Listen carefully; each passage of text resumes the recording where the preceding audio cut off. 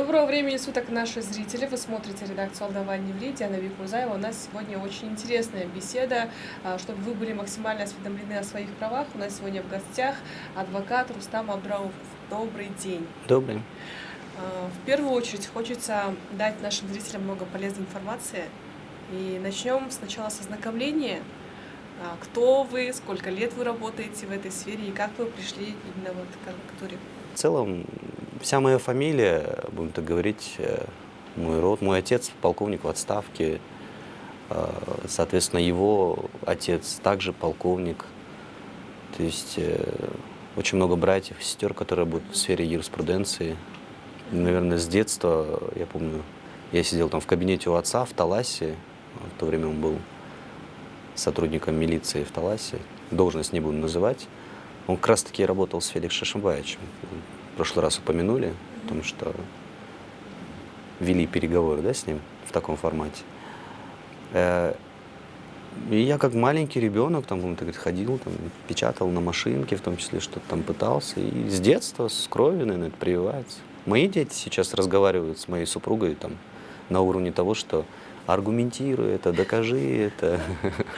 Они уже знают, там, что такое контрабанда, там, перевоз через границу, законы, конфискация и так далее. Потому что в семье постоянно разговариваем о делах, и все используют, так говорить, больше юридический словарь, нежели обычный, обиходный. Семейного права. Брачные договора, они так актуальны у нас в стране, но девушки должны себя обезопасить. Как вы считаете, почему это не так актуально, особенно в южной части нашей республики? И как сделать эту тему более актуальной? Ну, если говорить вообще о брачных договорах, да, то есть будем так говорить, что данный институт пришел к нам из-за рубежа. Да. То есть это, как вы знаете, соглашение со следствием в уголовном праве, да, то есть тоже пришло что-то из-за рубежа. Или, например, в 2025 году хотят ввести институт присяжных, да, то есть у нас уже есть, это тоже все из-за рубежа. Но что у нас происходит? У нас берут какой-то предмет, то есть, например, брачный договор, вводят его в законодательство, но не думают о внедрении его в общество, то есть не думают, каким образом это пропагандировать. То есть если ты видишь в этом положительный результат для семейных отношений, для в последующем освободить суды от вечных вот этих притязаний, мне квартиру, мне машину и так далее, брачный договор все бы это регулировал. И мы бы сократили количество дел, вот как раз-таки семейных споров. Мы бы сократили количество выпадания нервных клеток у мужей и у жен, да, когда там дерутся за ложки и вилки. То есть сам институт очень классный. Он должен быть в нашей стране. Человек бывает босс, шеф, он оформляет там имущество на своего какого-то там племянника или там помощника, а тот женатый. И тут раз они разводятся, да, и жена начинает претендовать на половину от этого имущества. Не его имущество, да, но де юре это его на бумаге, де факто это его там шеф или босс. У меня был такой случай, как бы там просто человек рвал на себе волосы и говорил: ты что, не можешь разобраться со своей женой там, и так далее, как она может, это же мои машины, да, там, это же мое имущество, мои активы, ты же знаешь. И тот просто хватался за голову и не знал, что делать. Он шел там на коленях у жены, просил: пожалуйста, давай мы там это все переоформим обратно на шефа. Он: нет, половина мое, да, то есть. А если был бы брачный договор, в котором он предусматривался, что все имущество будет его, да, в данном случае, таких проблем бы не возникло. То есть брачный договор обезопасит не только девушки, но и мужчин тоже. Брачный договор с самого начала брачных отношений, будем так говорить, уже на каком-то уровне интеллектуальном, подскажет человеку, что нужно думать о том, на кого записывать имущество. То есть, когда ты заключил брачный договор и ты покупаешь квартиру, уже сразу же начнется вопрос: слушай, мы же брачный договор заключили. Вот эта квартира на кого? На тебя, на меня? Или совместно, ведь они могут на двоих купить, чтобы потом был совместный раздел. То есть, а когда брачного договора нет, то оформляют то на себя, то на того, то на маму, то на папу, на родственника, на друга. Ну, да, чаще всего так и происходит. 90% случаев. Да. Мы, конечно, не статисты с вами, но видим это. Бывали случаи, когда, знаете, лишали родительских прав. То есть вот одна женщина, она лишила, человек отказался от, говорит: давай я откажусь от выплаты алиментов, но в порядке лишения моих прав. Типа, лиши меня моих прав. И все, и потом как бы я не буду платить алименты. Почему и нужно, чтобы было не требовать постоянно с него согласия на выезд. Ну, он берет, суд взыскивает вначале там алименты, потом они отменяют эти алименты, якобы она пишет заявление об отказе. Он пишет отказную от ребенка, в суде его лишают родительских прав. Потом она выходит замуж за другого человека, с ним тоже разводится. Он в этот период усыновляет этого ребенка, второй мужчина, то есть становится официально отцом, будем так говорить, ребенка, отчимом. Разводится со вторым, и она взыскивает алименты со второго человека, то есть с отчима. Он же уже в правах, и решением суда он установлен отцом. Она взыскивает с него 25% от его дохода. А параллельно она еще и взыскивает алименты, продолжает взыскивать алименты с первого мужа. Потому что лишение родительских прав не лишает права ребенка на получение алиментов. Это право ребенка, это не мама.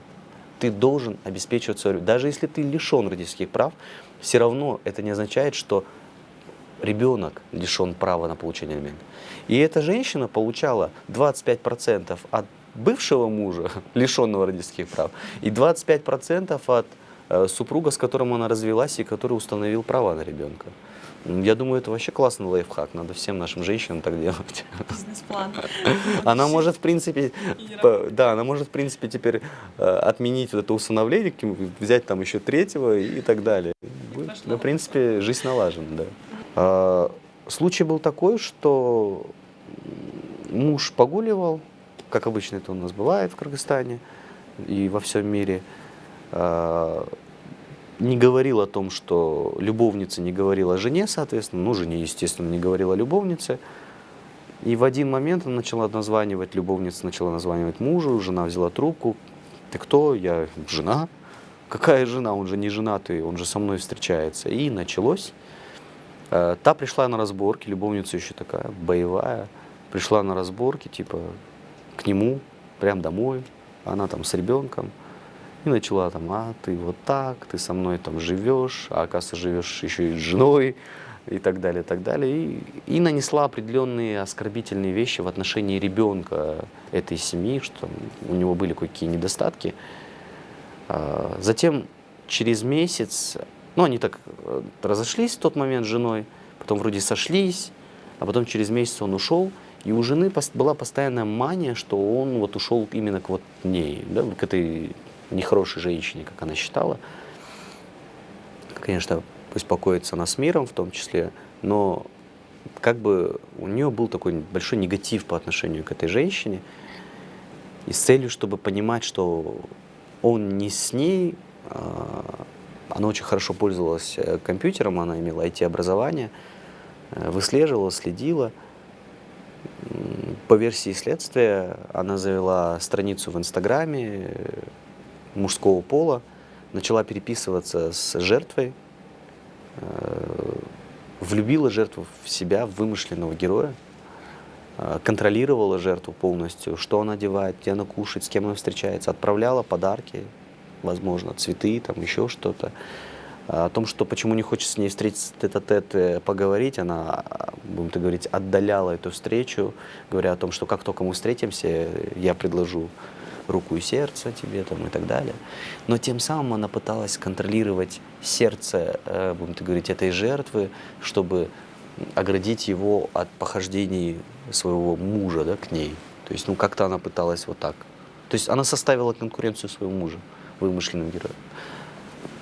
И потом, в день влюбленных, должна была быть встреча, она произошла, и итоги: 33 ножевых ранения, окровавленное тело в городе Бишкек. В квартире? В кафе? В подъезде. В подъезде? Опера хорошо работали, но не могли найти. Говорят, что если убийство не раскрывается в течение недели, то его тяжело раскрыть в будущем, потому что следы заметаются. Они не смогли найти в течение недели. Они нашли после опроса всех мужчин, которые были у этой девушки. И одним из таких мужчин был как раз-таки наш герой, из-за которого весь этот был сыр-бор. который в конце своего допроса сказал, что хотя да, у нее был один конфликт с моей женой, ну и мною, и тогда подозрения пали на нее. А так не было ни единой улики. Ни одной видеокамеры не показала, как она шла туда. Вокруг это город, центр, ну будем так говорить, да. То есть все было в обходные пути через дворы, так чтобы камеры не засняли. Не знаю, это воля случая или продуманное преступление. Каждый вправе в рамках Конституции на квалифицированную юридическую защиту. И поэтому, когда я защищаю убийцу, конечно, там куча родственников, там умершие, я их понимаю, я понимаю их чувства. Я начинаю использовать свою тактику, например, говорить о том, что там аффект, то, это, экспертизу. Естественно, это не нравится родственникам. Они хотят, чтобы адвокат сказал той стороны, да, она убийца, надо ее посадить на максимальный срок. Но я адвокат. Я принялся на защиту. Я не имею права в рамках закона отказываться от клиента. Только клиент может отказаться от меня. Закон мне не позволяет отказаться. Однажды, я помню, был такой случай, когда я принялся за одно уголовное дело. И знаете, оперативные сотрудники так классно сработали, привет им передаю. В какой-то момент они выбивали все показания с этого человека, да, то есть там, не буду говорить, что они засовывали в определенные места моему подзащитному ради добычи таких доказательств. Они воспользовались, они узнали, что я уехал в регион по другому делу, завели этого человека в кабинет и показали мое заявление об отказе защиты этого человека с поддельной подписью. То есть они показали, говорят, вот видите, Абдрухов от вас отказывается, и я там еще, оказывается, пишу, типа, ввиду того, что я морально не могу защищать убийцу, короче, и так далее, короче, я от него отказываюсь, и так далее. И показывают моему клиенту, естественно, под таким психологическим давлением, что там ты не увидишь там своих детей, а так мы тебе сделаем там по минималке, ну как обычный вот этот вот чёс, оперской чёс, да, мы его называем, там по минималке, там то, не переживай, в суде поможем, а так там мы тебя в гадскую хату закинем, да, гадская хата это, будем так говорить, находится в СИЗО, да, например, там место, где менее комфортно для человека, то есть там могут находиться все те, кто прокаженные, да, типа насильники там, и так далее, террористы, туберкулезники и так далее. Да? Ну, будем так обозначать. И вот они там всяким пугают его, если не так, то так, физически, психологически, все, что возможно. И показывают мое заявление.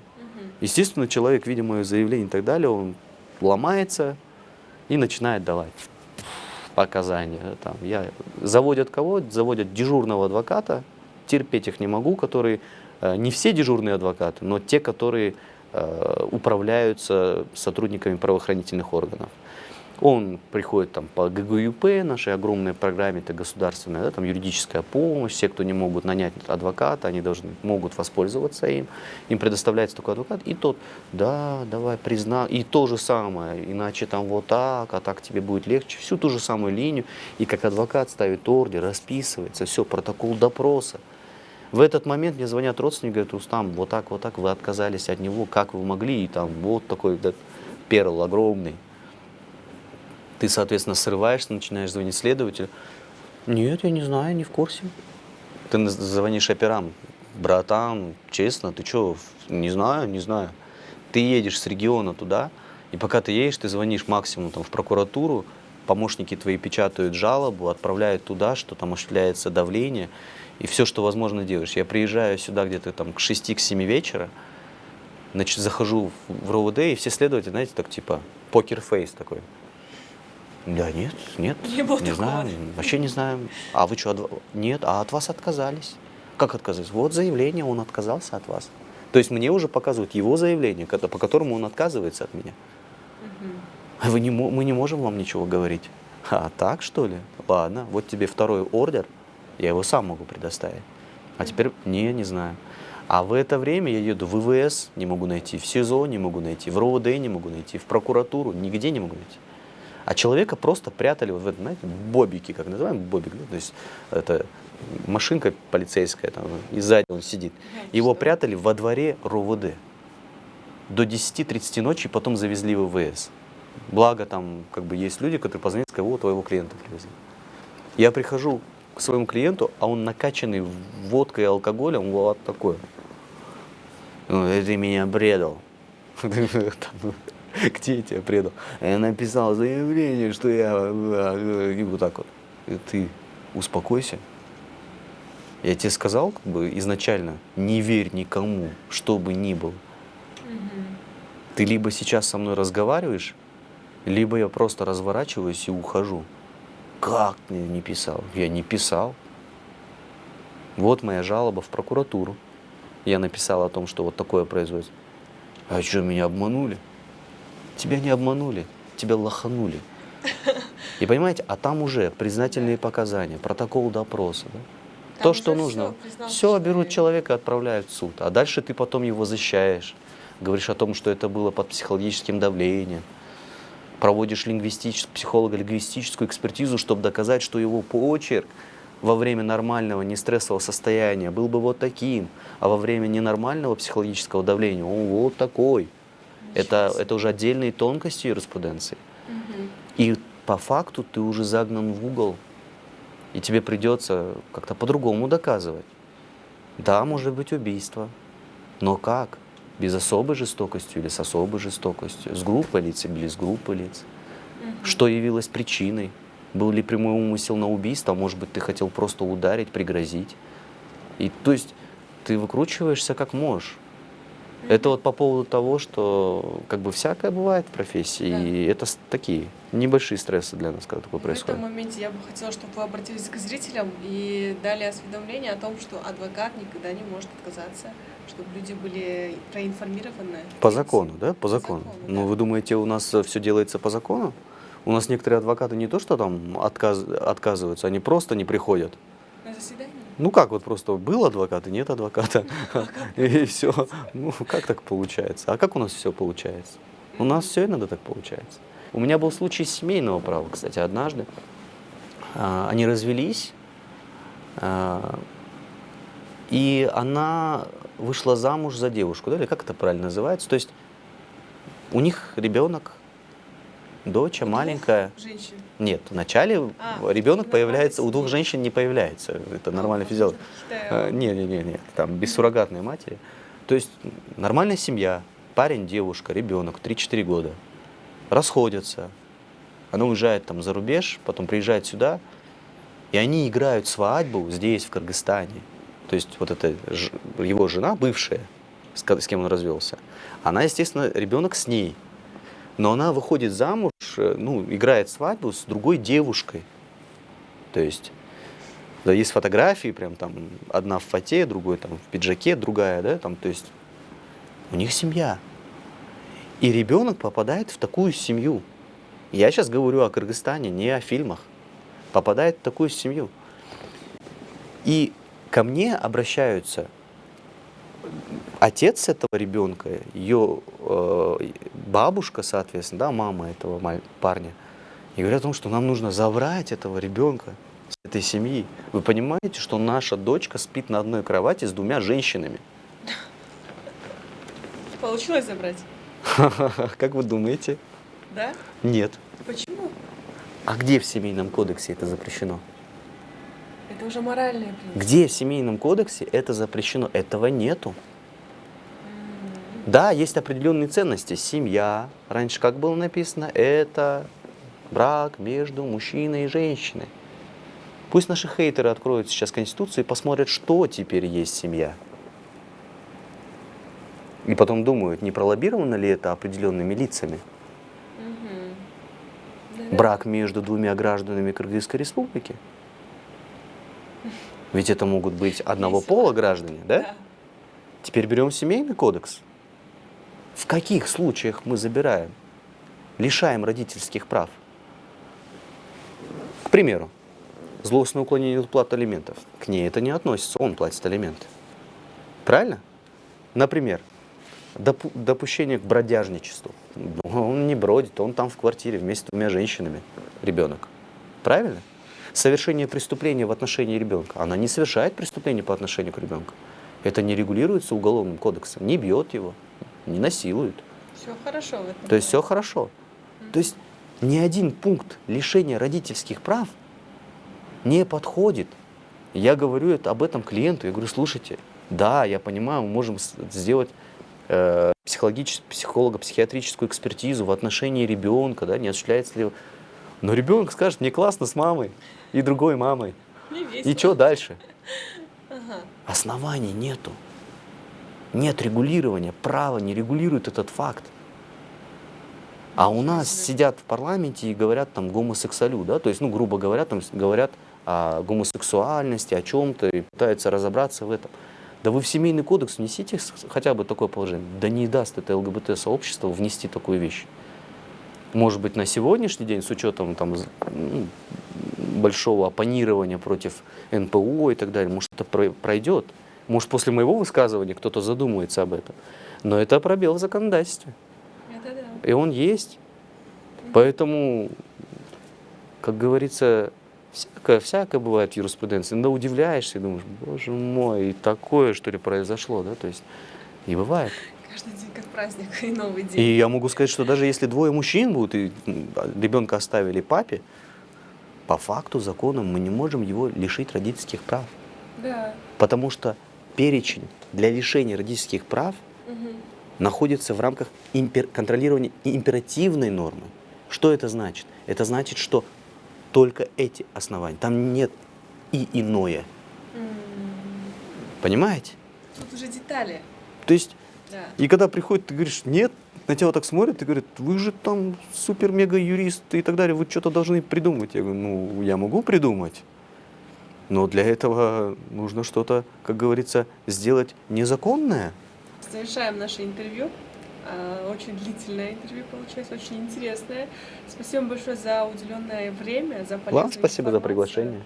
Да, ну а мы увидимся с вами в скором выпуске, в дальнейших интересных интервью, поэтому оставайтесь с нами, подписывайтесь и, конечно, комментируйте. Напоминаю, что у нас сегодня в гостях был самый крутой адвокат Кыргызстана, не только Рустам.